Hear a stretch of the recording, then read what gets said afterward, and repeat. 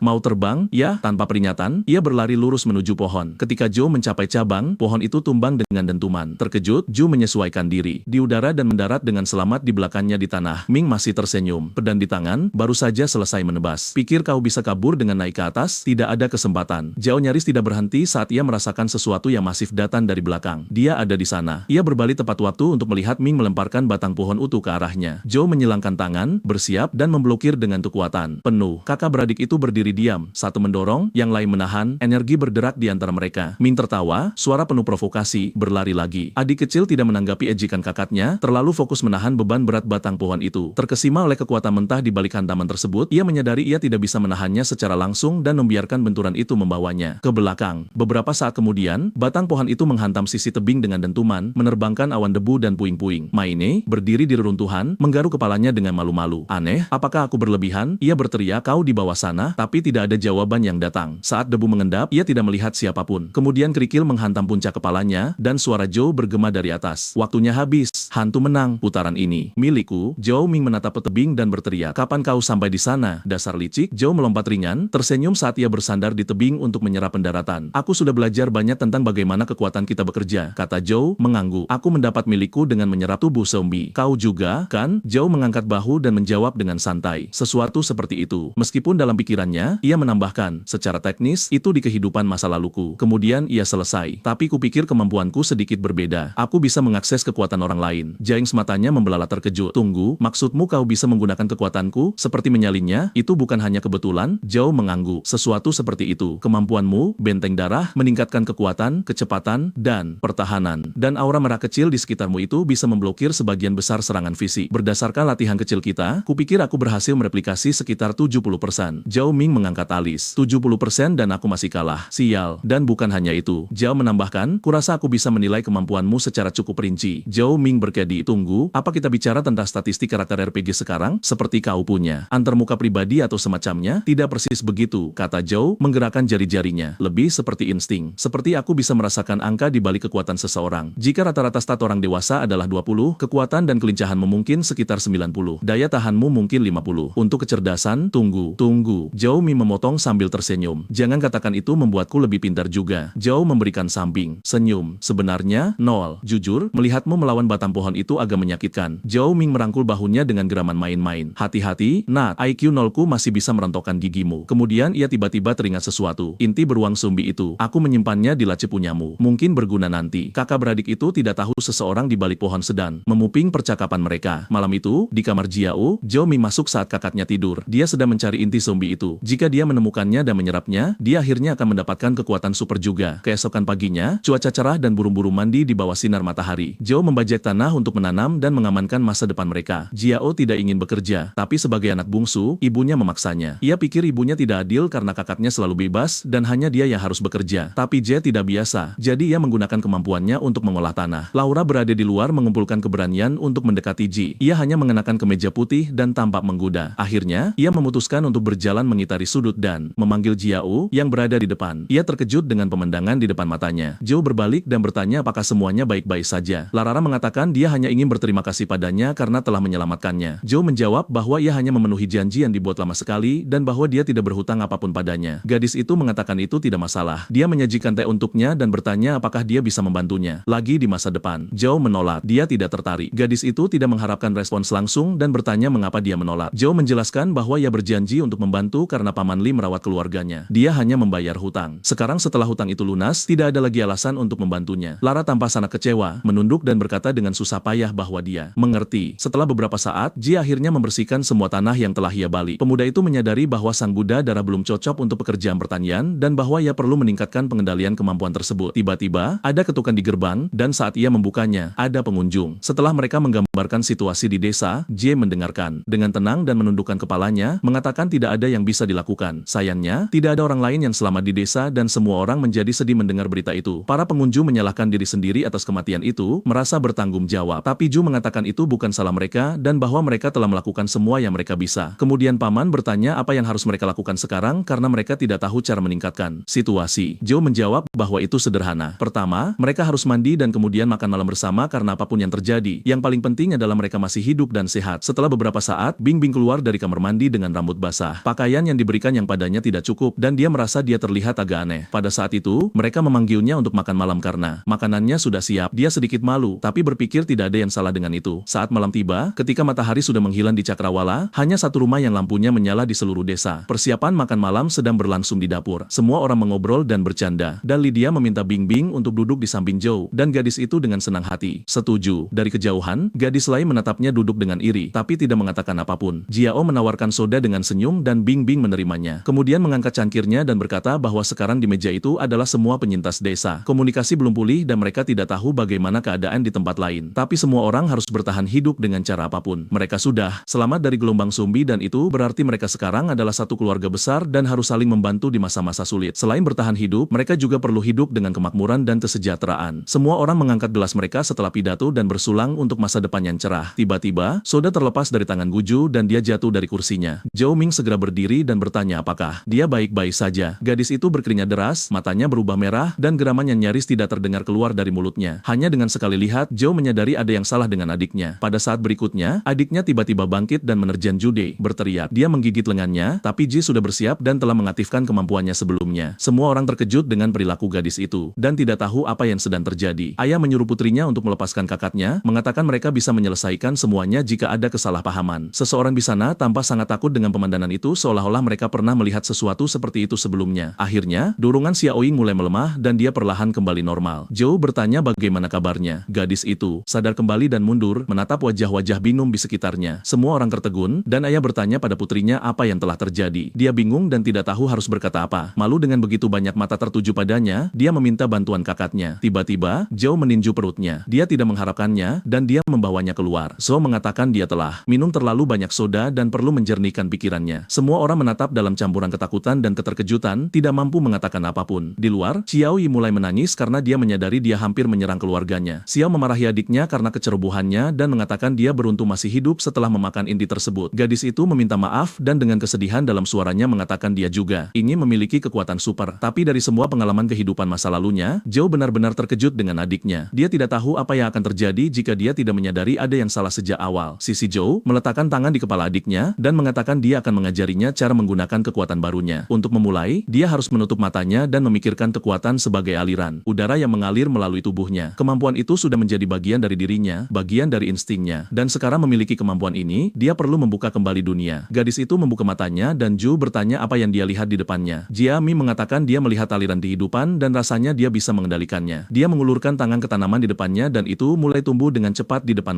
matanya. Gadis itu sangat terkejut bahwa dia telah mempercepat pertumbuhan tanaman tersebut. Sao menjawab bahwa tampaknya itulah tepatnya dan Adi bertanya apakah dia bisa melakukan hal yang sama. Pria itu sangat senang karena dia telah menanam kentang itu pada hari itu juga. Tapi sekarang dengan kemampuan gadis itu, mereka tidak perlu lagi khawatir tentang persediaan. Gadis itu khawatir dengan apa yang dia dengar. Dia tidak ingin kemampuannya digunakan untuk bertani. Dia membayangkan dia akan menembakkan sinar laser, mengendalikan petir, atau berubah menjadi superhero. Tapi pada akhirnya, dia hanyalah seorang petani yang baik. Kakaknya terkesan dengan imajinasinya. Jun tahu bahwa setelah mengonsumsi inti, peluang membangkitkan kemampuan sangat kecil. Dan fakta bahwa baik kakak maupun adiknya telah mencapainya jelas bukan hanya keberuntungan. Dia percaya itu semua terkait dengan kemampuannya sendiri. Pagi datang, dan seperti yang diharapkan, ayam jantan mencoba membangunkan semua orang, tapi tiba-tiba ada keheningan karena Sao mencengkeram leher burung itu dan menyuruhnya diam. Zhou bertanya pada pamannya dari mana dia mendapatkan ayam jantan itu. Pria itu mengatakan mereka juga punya ayam betina. Dia telah membesarkannya sehingga dia akan bertelur nanti. Beberapa tahun lalu, Lalu, pertanian. Kekurangan pekerja dan dia telah menerima ayam betina dan ayam jantan sebagai pembayaran karena membantu. Setelah mendengar ada pertanian di desa, J ingat itu tidak jauh, jadi mereka pergi ke pertanian utama desa. Setelah beberapa saat, mereka tiba di tujuan mereka. Joe mengatakan mereka perlu mengambil sebanyak mungkin burung untuk mereproduksinya di rumah dan juga mengumpulkan telur dengan anak ayam yang belum lahir bersama mereka. J mengatakan semua orang di pertanian sudah mati dan bertanya apakah mereka mungkin tiba-tiba berubah menjadi zombie. Meskipun jelas mereka telah ditikam sampai mati, selalu ada risiko bahaya. J meyakinkan mereka, mengatakan zombie tampaknya tidak keluar pada siang hari, tapi hal yang paling penting adalah tidak masuk ke ruang bawah tanah di mana sinar matahari tidak mencapai. Mereka tidak boleh pergi. Jao mengatakan, mereka masih tidak tahu apa yang sedang terjadi di luar sana. Dia tidak bisa percaya semua orang itu benar-benar mati juga. Paman menjawab bahwa orang-orang memiliki banyak senjata efektif dan mungkin bantuan akan segera datang. Jiao mengatakan lebih baik tidak memiliki harapan karena hal terburuk bukanlah zombie itu sendiri melainkan virus. Konsekuensinya jauh melampaui imajinasi manusia dan mereka hanya bisa mengandalkan diri mereka sendiri. Setelah beberapa waktu, Joe menemukan inkubator dan menyuruh yang lain untuk memeriksa berapa banyak jumlahnya. Paman sangat senang dengan penemuan itu karena itu berarti misi adalah sukses. Joe bertanya pada pria itu apakah telur-telur itu layak, yang dijawab bahwa inkubasi buatan mungkin dilakukan di bawah kondisi yang tepat. Joe mengatakan ada banyak telur tapi tidak ada ayam betina, dan itu sangat aneh. Joe setuju dan mengatakan jika mereka semua telah mati, setidaknya tubuh mereka akan ada di sana. Tiba-tiba, mereka mendengar suara di pintu masuk dan menoleh untuk melihat apa itu. Mereka menemukan itu adalah angsa. Itu membuat suara khas spesiesnya. Semua orang terkejut dengan kemunculan tiba-tiba angsa itu. Joe sangat senang bahwa masih ada hewan hidup di pertanian itu. Dia meminta Ju untuk tas dan mengatakan dia punya pengalaman menangkap burung untuk disembelih. Pemuda itu mencurigai sesuatu, tapi memutuskan untuk tetap diam sekarang. Kemudian pria itu mulai menangkap angsa itu dengan hati-hati dan mengikatnya. Dia menyelesaikan tugas dengan cepat dan melumpuhkan angsa itu dengan mudah. Tapi tiba-tiba, burung itu membuka paruhnya dan berubah menjadi monster. Joe bereaksi tepat waktu dan menyelamatkan pamannya dari angsa zombie. Pria itu mulai berkeringat dan bertanya benda apa itu, tapi mereka tidak punya waktu untuk bicara. Mereka harus keluar dari sana. Begitu berada di luar, mereka berhenti mendadak dan tertegun oleh apa yang mereka lihat. Seluruh kawanan monster zombie yang rakus sedang menyerang ke arah mereka. Mengejutkan, mereka tidak takut pada sinar matahari. Sangat sulit untuk melawan burung-burung itu karena ada begitu banyak. Joe menemukan rute pelarian. Dia memanggil pria di belakangnya. Mereka mulai berlari secepat yang mereka bisa karena mereka tidak ingin dimangsa. Joe menyadari bahwa Tial dan Juan terlalu lambat dan dengan kecepatan itu mereka tidak akan bisa melarikan diri dari ansamutan. Pria-pria itu sudah kehabisan napas karena terlalu banyak berlari, basah kuyup oleh keringat. Pemuda itu harus berpikir cepat. Tidak ada jalan lain. Jadi, dia memutuskan untuk mencoba kemampuan baru yang ditunjukkan adiknya tadi. Kekuatan itu berbeda dari apa yang dimiliki kakaknya dan mungkin lebih praktis. Pemuda itu menggunakan kemampuan pertumbuhannya dan tanaman merambat mulai muncul dari semua sisi. Mereka membentang melintasi jalan dan menyerang monster yang mengejar kelompok itu. Jiao senang telah memperlambat pengejar dan mengatakan mereka perlu melarikan diri. Tapi sayangnya jalan di depan diblokir oleh lebih banyak angsa zombie. Mereka dikepung. Mereka melihat ke dalam mulut monster itu dan mengira semuanya sudah berakhir. Tapi Joe berteriak agar semua orang segera berlari ke dalam. Mereka berlari ke dalam ruangan dan membanting pintu hingga tertutup di belakang mereka. Pria-pria itu mencoba mengatur napas. Pria itu melihat keluar jendela dan mengatakan mereka akan terjebak di sana untuk waktu yang lama. Bahkan jika Xiao cukup kuat untuk keluar. Huang dan paman tentu saja tidak. Pemuda itu menjawab bahwa itu adalah kelalaiannya sendiri yang membuat mereka dalam bahaya, dan dia akan melakukan semua yang dia bisa untuk memastikan mereka kembali dengan selamat. Joe mempertimbangkan pilihan lainnya, tapi masih ragu untuk menggunakan kemampuan Buddha darah karena keterbatasannya. Tapi tiba-tiba, Joe menemukan komputer dan mengatakan bahwa listrik pertanian belum dimatikan. Xia tidak mengerti bagaimana informasi itu bisa membantu mereka dalam situasi itu. Pria itu mengatakan bahwa karena komputer bisa menyala dan terhubung kembali ke internet, maka ada jalan keluar. Tiba-tiba, monster-monster itu mulai mendobrak pintu. Joe memblokir pintu dan menyuruh Jude untuk bergegas karena itu tidak akan bertahan lama. Pria itu mulai mengetik dengan cepat di keyboard dan menghabiskan 3 menit lagi. Dia sangat yakin dia akan menemukan sesuatu yang bisa membantu mereka. Joe mengerti bahwa dalam 3 menit pintu pasti akan didobrak dan bahwa lebih baik baginya untuk menyerang lebih dulu. Jadi dia mengaktifkan kemampuannya dan menendang pintu hingga lepas. Dia kemudian mengambil gagang pintu yang rusak dan memelototi monster-monster itu dengan amarah. Angsa zombie tidak mengenal belas kasihan atau rasa takut saat melihat seorang pria. Mereka menyerang segera. Jao mulai membuka jalan menggunakan pintu sebagai perisai di depannya. Pada saat berikutnya, dia menggunakan kemampuannya dan menyerang dengan kekuatan penuh, menghancurkan semua monster yang menghalangi jalannya. Joe menghela napas karena ini setidaknya membelikan beberapa menit. Tapi saat dia mengalihkan perhatiannya ke sisa masa, dia melihat itu bergerak dan mencoba menyatu kembali. Paman bertanya pada Hong berapa lama lagi dia akan mengulur waktu karena kebisingan itu jelas berarti segalanya tidak mudah bagi Ju. Dia menjawab tidak banyak waktu tersisa. Dia secara mental memohon pada Joe untuk bertahan sedikit lebih lama lagi. Segera setelah file selesai diunduh ke komputer, semuanya akan berakhir. Sementara itu,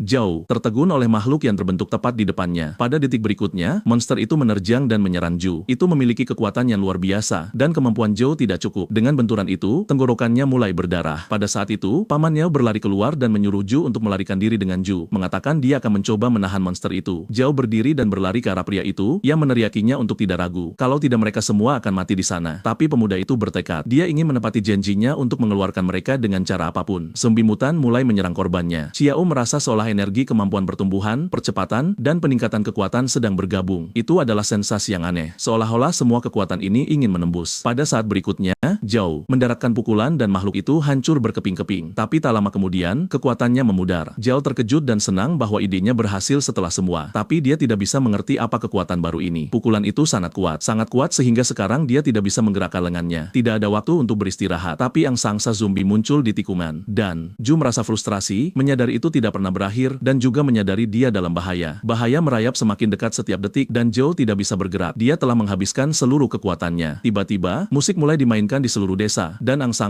zombie mendengarnya dan berhenti hanya beberapa inci dari Zu. Melodi itu familiar bagi para monster, dan mereka segera lari kembali dengan terburu-buru. Jiao melangkah keluar dari ruangan dan bertanya apakah semua orang baik-baik saja. Paman bertanya apakah dia yang menyalakan musik itu. Pria itu menjawab, ya. Suara-suara itu menandakan waktu makan di pertanian. Karena semua hewan ingat lagu itu, mereka segera lari ke stasiun pemberian makan. Untungnya, dia berhasil tepat waktu. Tapi dia mengatakan mereka tidak akan pernah kembali ke pertanian itu lagi. Mereka sangat beruntung. Telur ayam tidak pecah. Zhao bertanya kapan pria itu berhasil mengambilnya. Dia menjawab bahwa saat mereka sibuk menangkap angsa, dia berhasil mengambil beberapa. Zhao bertanya apakah telur-telur itu mutan. Paman menjawab bahwa itu tidak mungkin karena telur-telur itu paling lama seminggu dan monster-monster itu tidak akan punya waktu untuk meletakkannya. Jiao duduk di belakang truk memikirkan tentang kekuatan baru yang baru saja dia bangkitkan. Ketika mereka sampai di rumah, pertemuan umum diadakan. Joey meminta semua orang untuk memperhatikan karena dia ingin memaparkan rencana untuk tindakan berikutnya. Sebagai permulaan, kelompok keamanan yang bertanggung jawab untuk berpatroli dan membangun struktur pelindung termasuk kepala komandan, Zhou dan Zhao Ming. Selanjutnya, kelompok pertanian yang bertanggung jawab untuk menanam dan beternak hewan. Itu termasuk paman dan gadis itu sendiri karena dia memiliki kemampuan yang sangat berguna dan sebagai petani, dia akan melakukan segalanya dengan kualitas maksimal. Selanjutnya datang kelompok distribusi sumber daya yang mengendalikan penggunaan persediaan dan merencanakan alokasinya. Olivia dan Ila bertanggung jawab. Dan akhirnya, kelompok intelijen, mata dan telinga yang mencari sumber daya dan menganalisis lingkungan. Dalam kelompok itu ada Zhou dan Bingbing. Segera setelah pertemuan berakhir dan semua orang memiliki peran yang ditentukan, setelah beberapa waktu, pemuda itu mengumpulkan semua yang dia butuhkan di ranselnya untuk misi lain di luar desa. Zhou mengemas semua yang mungkin berguna. Granat, koktail molotov, kota pertolongan pertama, senjata karena dia tidak bisa membiarkan diri mengulangi kesalahan masa lalu. Tiba-tiba, dia mendengar seseorang memanggil namanya dengan suara rendah. Itu Ila. Dia mendekat tanpa suara dan bersandar di punggungnya. Gadis itu meminta Jude untuk membawanya bersamanya. Zhou tidak mengerti alasan permintaan tersebut. Dia mencoba menjelaskan dengan mengatakan dia takut pada Zhou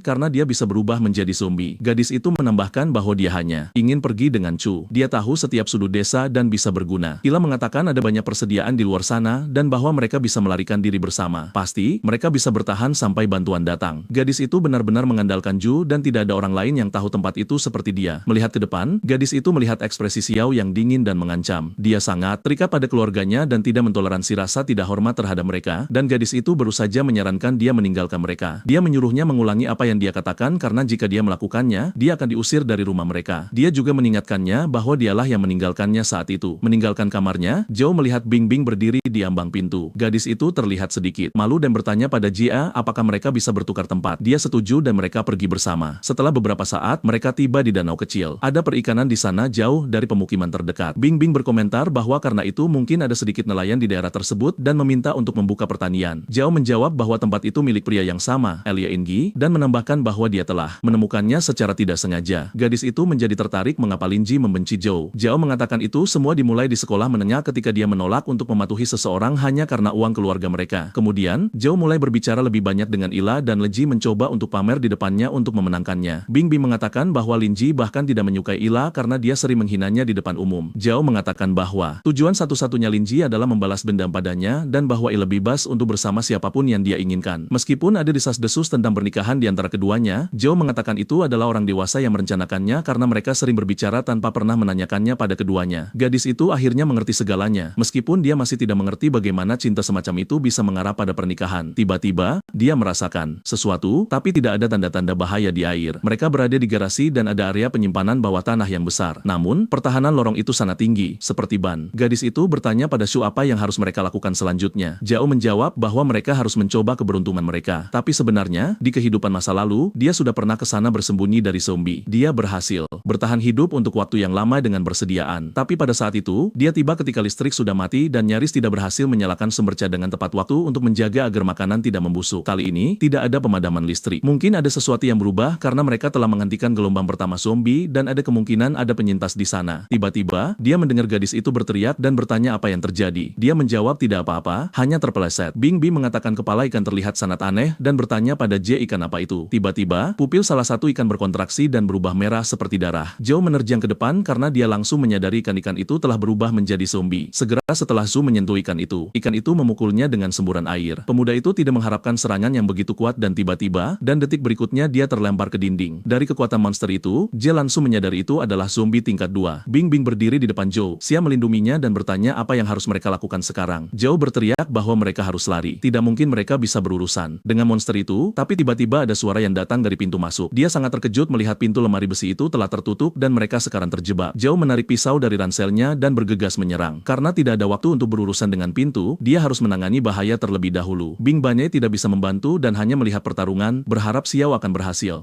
Pisau mengenai sisik ikan itu seolah-olah mengenai baju besi-besi tanpa memotong apapun. Tidak ada cara untuk menembus sisik-sisik itu dengan kekuatan kasar saja. Makhluk itu benar-benar tertutup sisik, tapi harus ada titik lemah. Setelah menganalisisnya dengan matanya sendiri, Zhao menyadari titik lemah zombie itu adalah insang. Zhao bergegas dan muncul di belakang zombie itu, lalu mengarahkan pisau ke titik lemah ikan itu. Tapi tiba-tiba, tepat saat pisau itu mendekat, cacing mutan muncul. Mereka biasanya hidup di insan ikan dan hidup berdampingan dengan inang, melindunginya. Di saat bahaya, serangan Zhao gagal, dan ikan itu tidak membuang waktu untuk menyerang balik dengan ekornya. Pada saat berikutnya, Zhao terlempar ke samping, mengalami cedera. Ikan itu segera bergerak dan mencoba menyerang lagi dengan ledakan air, tapi J meraih kabel listrik yang terbuka dan melumpuhkan zombie itu dengan lonjakan listrik statis. Dia beruntung makhluk itu tidak memiliki ketahanan terhadap energi murni. Itu bukan pertarungan yang mudah. Zhao tersenyum, menyadari bahwa bahkan dengan segala sesuatu yang berbeda dari kehidupan sebelumnya, ini bukan peristiwa kunci. Jelas seseorang telah menempatkan mutan itu di sana dengan sengaja. Bing Bing bertanya apakah Zhao baik-baik saja, dan dia menjawab ya, dan bahwa mereka harus segera keluar dari sana. Karena tempat itu tidak aman, mereka mencoba memutar gagang pintu, tapi itu tidak bergeming di bawah upaya gadis itu. Dia terkejut melihat pintu tidak bergerak sama sekali, seolah-olah seseorang telah menguncinya dari luar. Zhao mengaktifkan kekuatannya dan menyuruh Bing Bing untuk mundur. Di saat berikutnya, dia meninju pintu dengan seluruh kekuatannya. Setelah debu mengendap, mereka melihat bahwa pintu itu masih utuh. Bahan pintu itu sekuat berangkas ban, dan mereka berada di bawah tanah di atasnya. Tidak akan mudah untuk membukanya dengan paksa. Zhao mengatakan itu adalah pukulan terkuat yang bisa dia kelola saat ini, dan tampaknya tidak ada cara untuk membukanya. Zhao lelah dan menambahkan bahwa dia perlu beristirahat sebentar. Gadis itu menyuruhnya beristirahat dan bahwa dia akan memeriksa tempat itu. Mungkin ada jalan keluar lain. Zhao sedang beristirahat, duduk di sudut dekat tumpukan batu. Ketika dia membuka matanya dan melihat Bing Bing kembali dengan kecewa. Dia belum menemukan apapun bahkan setelah mencari setiap sudut. Sayangnya, tidak ada jalan keluar lain di lemari besi itu. Suhu di ruang penyimpanan sekitar -8 derajat dan bahkan jika mereka bertahan dari dingin, cepat atau lambat mereka akan kehabisan oksigen. Tidak ada waktu untuk ragu, dan Zhu berdiri, mengatakan dia akan mencoba lagi. Tiba-tiba, Zhao melihat bola yang dipegang gadis itu. Dia bertanya apakah dengan memakan itu, dia akan mendapatkan kekuatan seperti miliknya. Khawatir, Zhu tiba-tiba meraih tangannya dan mengatakan itu terlalu berbahaya. Dia tidak akan bisa menggunakan kemampuan itu secara konsisten dan memutuskan efeknya terbatas. Bing Bing mengatakan bahwa jika mereka terus seperti ini, mereka akan mati di sana. Jadi, dia meminta Zhu untuk membiarkannya mengambil risiko untuk mengambil kesempatan dan berharap kemampuan yang bangkit akan membiarkan mereka melarikan diri. Reseptivitas adalah kapasitas untuk bangkit. Bing Bing di kehidupan masa lalunya, dia tidak tahu apakah ada yang akan berubah kali ini, karena campur tangan orang itu. Zhou bertanya apakah dia yakin. Dia berpikir bahwa karena dia telah menunjukkan keberanian, dia seharusnya tidak takut juga. Bing Bing mengatakan bahwa di masa lalu dia akan takut tapi sekarang dia siap bersamanya. Hari sudah sore, matahari sedang terbenam. Jack dan Zhou Ming sedang mencari yang hilang, tapi tidak ada yang menjawab panggilan mereka. Tiba-tiba, mereka mendengar raungan keras. Jack bertanya apakah zombie takut pada matahari. Zhou Ming mengatakan mereka hanya muncul di malam hari, tapi jelas ada sesuatu yang salah. Pada saat berikutnya, mereka mendengar Zhou berteriak dan berlari ke arahnya. Mereka tidak tahu bahwa seseorang sedang mendengarkan mereka dari balik pohon. Dalam ingatannya, Zhou melihat kota yang hancur. Pria itu berada di atap bangunan yang runtuh dalam mimpi. Sebuah suara di sampingnya membangunkannya dan menyuruhnya untuk segera sadar. Saat membuka mata dan menoleh ke kanan, ia melihat seorang gadis dengan senapan berdiri di hadapannya. Gadis itu adalah Bing Bing. Ia memerintahkan mereka untuk bangun karena ia memiliki tugas tugas untuknya. Ia telah melihat 4 anjing zombie level 4 yang besar dan 2 harimau level 6. Pria itu mengatakan bahwa karena keberadaan mereka, banyak zombie akan berkumpul di sana dalam waktu sekitar 20 menit dan mereka harus memperingatkan yang lain. Bing mengatakan tidak akan ada cukup waktu, dan hanya jika dia menghadapi sang pemimpin, mereka bisa mengulur waktu sedikit lebih lama. Pria itu tidak setuju dan berkata sebagai kapten, tidak masuk akal baginya untuk tetap di sana. Gadis itu menimpali bahwa kemampuan Jiao belum bangkit dan kehadirannya hanya akan menghalangi. Pria itu merasa sedih karena bahkan setelah mengonsumsi inti zombie, kemampuannya belum juga bangkit. Dengan enggan, ia memberitahu gadis itu bahwa ia hanya perlu bertahan hidup. Gadis itu tersenyum dan menangguh padanya, sementara sinar matahari menyinari wajahnya yang cantik. Tiba-tiba, pria itu terbangun dari tidurnya. Gadis itulah yang membangunkannya. Ia menyadari ada sesuatu yang salah dengannya dan bertanya mengapa tubuhnya terbakar. Bahkan Bing Bing tidak mengerti apa yang sedang terjadi, tetapi rasanya sulit untuk bernapas. Ia berkeringat deras dan merasa seluruh tubuhnya terbakar. Gadis itu tidak tahan lagi dengan panasnya. Jiao memintanya menunggu sebentar. Ia membawa es dan memintanya untuk berhenti melepas pakaiannya. Ia menjawab bahwa ia tidak bisa dan memintanya untuk tidak melihat. Pria itu berkata ia tidak melihat dan segera membalikan badan. Setelah beberapa saat, ia bertanya bagaimana perasaannya. Bing Bing berkata ia merasa jauh lebih baik di saat berikutnya. Ia menambahkan bahwa ia melihat zombie banyak sekali. Jiao memintanya untuk tidak panik karena itu adalah kemampuannya. Pria itu yakin ia tidak memiliki pengaruh apapun karena gadis itu sudah memiliki kekuatan ini di kehidupan sebelumnya. Gadis itu berkata ia bisa melihat sekumpulan zombie di bawah mereka. Jiao terkejut mendengar itu karena ia tidak tahu ada sesuatu di bawah. Setelah mencari sebentar dan memindahkan beberapa rat, mereka menemukan jalan rahasia menuju ke bawah. Memang ada tangga yang menuju ke bawah tanah. Saat mereka turun, gadis itu bertanya bau apa yang ada di lorong itu. Jiao berkata itu adalah bau belerang dan keluarga Lyn menggunakan tempat pemancingan itu sebagai kedap untuk menyimpan mesiu secara ilegal. Tidak mengherankan jika semua pintu dan peralatan masih berfungsi. Rupanya, banyak uang telah diinvestasikan di sana. Tiba-tiba, mereka mendengar erangan zombie yang berkeliaran tanpa tujuan di ruangan itu. Jiao berkata di sana sangat gelap dan ia mengandalkan gadis itu. Ia terkejut dengan pernyataan tersebut. Pria itu mengambil pisau dan menyemangati Bing Bing, mengatakan mereka bisa melakukannya. Gadis itu, setelah mendengarnya, mengaktifkan kemampuannya dan menjadi serius. Ia menunjukkan posisi zombie dan pada saat itu pria tersebut melumpuhkan mereka, membersihkan jalan, sehingga mereka terus maju dan menetralkan setiap zombie yang muncul. Akhirnya, setelah beberapa saat, mereka mencapai sebuah ruangan terkunci dan masuk ke dalamnya. Ada banyak kotak dan gadis itu bertanya apa yang harus mereka lakukan sekarang karena mereka menemui jalan buntu. Setelah melihat sekeliling, Jiao berkata jika mereka berenam melalui sana, mereka akan langsung keluar ke danau di luar. Jadi mereka meniupkan bubuk melalui pipa ke perairan danau. Bing Bing sangat senang mereka akhirnya bisa keluar. Tiba-tiba, seekor ikan zombie raksasa muncul di samping gadis itu dan mencengkeramnya. Jiao meraih tangan gadis itu dan mencoba menariknya keluar dari mulut monster tersebut. Namun meski dengan segala usahanya, air bukanlah elemennya. Pada akhirnya, cengkeramannya melemah dan ikan itu membawa gadis itu pergi di dalam mulutnya. Jiao melihat Bing Bing dibawa pergi lagi dan tidak bisa membiarkan itu terjadi untuk kedua kalinya. Kali ini, ia tidak akan membiarkannya sendirian. Pemuda itu mengaktifkan kemampuannya dan alga mulai tumbuh dari dasar. Mereka melilit ikan itu dari segala arah, tetapi monster itu melawan. Gadis itu kehabisan napas, tetapi ia melihat Jiao mencoba menyelamatkannya. Hal terakhir yang ia lihat adalah Jiao mengulurkan tangannya ke arahnya. Beberapa waktu kemudian, di permukaan, gadis itu membuka matanya. Ia duduk dengan tiba-tiba dan meneriakkan nama Jiao. Ia berbalik dan merasa lega karena ia telah sadar. Pada saat itu, ia baru saja memanaskan makanan kaleng karena ia perlu makan dan memulihkan energinya. Gadis itu berterima kasih padanya dan bertanya apa yang terjadi pada ikan itu. Jiao menjawab bahwa ikan itu mungkin telah menjadi makanan bagi mutan lainnya. Ia menambahkan bahwa gadis itu lebih sulit ditangani daripada monster di ruang penyimpanan tadi. Namun, kemungkinan besar ikan mutan tersebut sudah menyebar dan mereka akan bertemu dengannya lagi di masa depan. Bing Bing berkata bahwa saat di universitas, Jiao pendiam dan ia pikir akan sulit untuk bergaul dengannya. Namun sejak invasi zombie, ia telah menyelamatkannya lebih dari sekali. Gadis itu sedikit malu dan bertanya mengapa ia begitu baik padanya. Jiao jujur dan berkata ia menyelamatkannya karena kemampuannya yang bisa membantunya melindungi keluarganya. Gadis itu sedikit kecewa namun bersyukur atas kejujurannya. Bing Bing bertanya mengapa ia menyelamatkannya kali ini. Jiao terdiam lama, tidak yakin harus berkata apa. Dan tepat saat ia mulai berbicara, gadis itu memotongnya dan membuam muka, bertanya kapan mereka akan kembali. Jiao berkata mereka harus pergi sekarang dan berkat kemampuannya, mereka bisa menghindari konfrontasi dengan zombie. Akhirnya, di tengah malam, mereka kembali ke rumah. Adik perempuannya berlari dan memeluknya. Ia sangat mengkhawatirkannya. Jiao melihat betapa khawatirnya gadis itu dan bertanya apa yang terjadi selama ia pergi. Jiao terdiam, lalu menyarankan agar mereka masuk ke dalam terlebih dahulu. Seorang pria sedang duduk di kursi. Ia telah terinfeksi virus dan mencoba untuk melawan. Jiao terkejut dan bertanya bagaimana itu bisa terjadi. Xiao berkata bahwa ketika mereka pergi mencari mereka menemukan zombie yang mengintai di sepanjang jalan. Ia ingin mencari inti level 2 untuk menyelamatkan Paman Nel, tetapi ia gagal. Paman itu bertanya apakah ada hal lain yang bisa dilakukan, tetapi sudah terlambat. Virus itu telah mencapai otaknya, dan jika mereka memberinya inti, ia hanya akan berubah menjadi monster seperti Linji. Jiao berjuang untuk berbicara, tetapi jelas bahwa ia tidak ingin menjadi zombie. Ia berteriak agar Jiao tidak ragu dan segera memutuskan. Jiao menyadari tidak ada pilihan lain dan bahwa ia harus menetralkannya. Tiba-tiba, ia teringat sesuatu dan melihat bahwa masih ada harapan. Ia berbalik dan meminta Olivia, miliknya, ibu, untuk ikut dengannya. Ia mengeluarkan inti ikan zombie dan memintanya untuk segera memakannya. Wanita itu bertanya dari mana ia mendapatkannya, dan Jiao menjawab bahwa ia mendapatkannya dalam sebuah misi. Ia mendesaknya untuk segera memakan inti tersebut. Sang ibu berkata ia tidak terinfeksi dan tidak mengerti mengapa putranya meminta ini. Pada saat itu, ia mendengar raungan, dan Jiao Ming berkata ia tidak bisa menahan sang paman. Lebih lama lagi, Jiao mengerti ia harus bertindak cepat sebelum kemampuan ibunya bangkit. Saat itu juga, zombie itu memutuskan tali dan membebaskan diri dari jeratan. Ia memohon pada Jiao untuk segera membunuhnya sebelum terlambat. Secara mental, Jiao meminta maaf kepada saudaranya, Huang, dan bersiap untuk menyerang. Zombie itu juga siap dan tidak melawan lagi. Pada saat itu, Olivia mengaktifkan kemampuannya. Ia segera menggunakan kekuatannya dan menyembuhkan zombie tersebut. Jiao kembali menjadi manusia. Ia sangat gembira. Semua orang terkejut bahwa Olivia tiba-tiba membangkitkan kemampuannya dan lebih terkejut lagi bahwa ia tampak jauh lebih muda. Gadis itu tidak mengerti mengapa semua orang menatapnya seperti itu.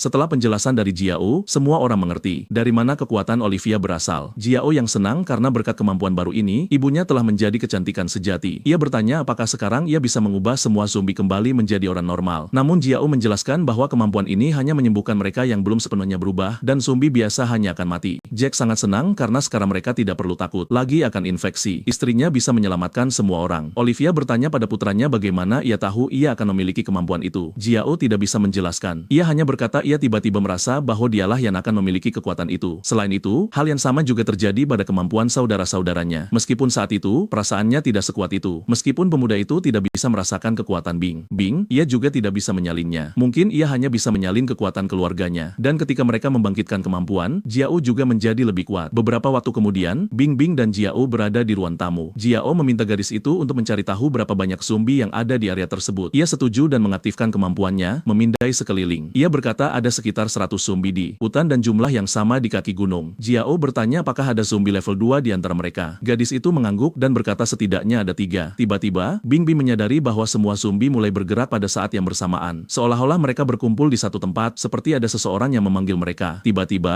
gadis itu berteriak saat melihat Linji. Semua zombie menuju ke arahnya. Jiao melihat dengan mata kepalanya sendiri saat ia terkoyak dan meragukan gadis itu benar-benar melihatnya. Jika itu benar Lin, maka dialah yang mengunci mereka di dalam brankas dan menyerang Jiao serta yang lainnya adalah bagian dari rencananya. Bing bertanya apa yang harus mereka lakukan selanjutnya. Mungkin memperingatkan yang lain untuk tetap waspada. Jiao berkata bahwa Lin mungkin sedang mengumpulkan gerombolan zombie untuk menyerang mereka. Namun alih-alih menunggu serangan, mereka akan menyerang lebih dulu untuk menangkapnya secara mengejutkan. Jiao mengayunkan senter, melihat sekeliling hutan, mengatakan ia yakin tentang teman lamanya itu. Teman lama itu sudah lama tidak terlihat, tetapi ia mengerti ia tidak bisa berhenti mencari. Dan tiba-tiba, sebuah suara pria muncul. Itu dia, Li, orang yang sama yang telah terkoyak. Pada pertemuan terakhir mereka, dengan senyum iblis, ia menyejek sang pahlawan dan terkejut bahwa Jiao datang hanya untuk mati. Kata-katanya memberikan dampak yang kuat. Pembasmi zombie itu dengan angkuh menjawab bahwa ia hampir mati terakhir kali. Anda bisa melihat betapa marahnya ia, berteriak padanya untuk diam. Dan sebelum 1 detik berlalu, ia menerjang teman lamanya. Jiao membutakannya dengan sentar dan bahkan tidak berpikir untuk menghindar. Tapi Linji tidak bisa diremehkan. Selama waktu itu, ia telah mendapatkan banyak kekuatan dan bisa dengan mudah menembus tenggorokan Jiao. Tapi pahlawan kita tidak cukup bodoh untuk terjebak dalam serangan yang begitu jelas. Ia benar-benar bisa melihat setiap gerakan yang ia buat. Peluit dari bilah pisau yang keluar dari sarungnya mengiris udara, dan penggemar mayat hidup itu terkoyak. Luka raksasa baru muncul di tubuhnya. Luka besar di sepanjang sisinya di mana udara melewatinya dengan mudah. Saat darah Helien menetes ke bilah pedang, sang pahlawan menyadari sesuatu. Atau lebih tepatnya ia sudah mencurigainya karena meskipun pendarahan hebat, luka itu mulai sembuh di depan matanya dengan kecepatan luar biasa. Pahlawan itu memperhatikan ini dan mulai berkomentar bahwa tidak ada luka di tubuhnya. Betapa pengecutnya dia. Sebagai tanggapan, mayat hidup itu berkata Jiao terlalu sombong. Lagi pula, tidak peduli seberapa banyak ia melukainya, Jiao sendirian. Kemudian, di belakang monster itu, ledakan dahsyat bergema yang membuatnya bingung dan terguncang. Tapi Jiao tidak tahu bahwa Linji memiliki pasukannya sendiri. Hanya hari ini musuh lama itu akan merayakan hari kematian Jiao. Sementara itu, ke arah ledakan, awan asap besar menyebar dan api menyinari kawah. Ledakan itu benar-benar kuat, menciptakan kobaran api raksasa yang meluncurkan asap ke langit. Di tengah kobaran api tergeletak mayat hangus seorang pria mati, terbawa angin, akhirnya meninggalkan dunia ini. Penyebab ledakan itu tidak lain adalah Jiao yang luar biasa, ayah dari Jiao, mengejek monster-monster yang bahkan tidak melihatnya datang. Sekarang, pria besar itu merasakan sukacita yang luar biasa dalam membakar zombie. Yah, tidak heran ia tertawa seperti orang gila. Tapi tawa itu membuatnya kehilangan akal, lupa bahwa ia berada di atas pohon. Saat ia melangkah maju, ia jatuh darinya. Anda tidak akan mengharapkan kebodohan seperti itu bahkan pada musuh Anda. Tapi ibu datang tepat pada waktunya dan menangkap ditangkap. Pria raksasa itu, kekuatan yang luar biasa. Jack sangat senang dengan istri tercintanya. Ia praktis bersinar di depannya. Tapi ia tidak sedikit pun senang dengan gunungan otot yang jatuh di atasnya saat itu. Sungguh keluarga yang luar biasa. Dan zombie tidak tidur. Apakah mereka menabrak pertempuran malam hari? Olivia mengerti tidak ada waktu untuk memeluk suaminya. Ia harus melawan gerombolan. Yang mengerikan itu, Ratu Es kita terlihat menakutkan dengan tatapan itu. Ia benar-benar membukukan hati penonton dengan tatapannya, dan tiba-tiba sebuah bintang biru bersinar di atas kepala mereka, yang bukan bertanda baik bagi musuh. Setelah serangan besar, mereka terbakar di bawah api biru. Rasa sakit mereka tak terlukiskan, seolah-olah mereka meleleh hidup-hidup. Tiba-tiba, serangan pertama diikuti oleh gelombang energi biru lainnya yang membakar segala sesuatu di jalurnya. Ibu yang luar biasa itu sepenuhnya menyadari kekuatan barunya, yang melebihi semua harapannya. Setelah serangan indah terhadap zombie tersebut, sang suami hanya semakin mencintainya setelah itu. Ratu kita tetap dingin seperti es. Setelah membersihkan salah satu zona mati, sebuah sinyal datang dari Olivia, yang bertanya kepada Bing Bing kemana mereka harus pergi. Selanjutnya, ia segera menjawab bahwa mereka harus menuju ke barat laut sekitar 1 kilometer. Seharusnya ada 24 zombie di sana. Kemudian sang ibu bertanya bagaimana status mereka. Ia menjawab bahwa semuanya baik-baik saja. Semua orang ada di ruang bawah tanah, dan ada penjaga di pintu masuk. Kemudian Bing Bing bertanya bagaimana kabar saudara Jiao Ming, apakah ia bertahan, dan bagaimana kabarnya. Ia menjawab dengan terus terang bahwa mereka yang lemah itu tidak akan pernah cukup untuk menantangnya sendirian. Orang tua itu tertawa dan menambahkan melalui radio bahwa zombie-zombie itu tidak pernah bermimpi seluruh keluarga akan mengejar mereka. Saudara itu berkata bahwa alasan semuanya berhasil adalah karena pusat komando mereka. Bing Bing, yang menjaga mereka tetap terinformasi dengan sempurna, mengordinasikan operasi mereka. Semua orang setuju dengan Jiao Ming, dan seseorang bahkan menyarankan untuk menjadikannya komandan pasukan. Sang pahlawan wanita tersanjung dengan semua pujian itu. Tiba-tiba, sesuatu mengejutkannya melalui kemampuannya. Ia melihat ke arah pertempuran antara Jiao dan Liang.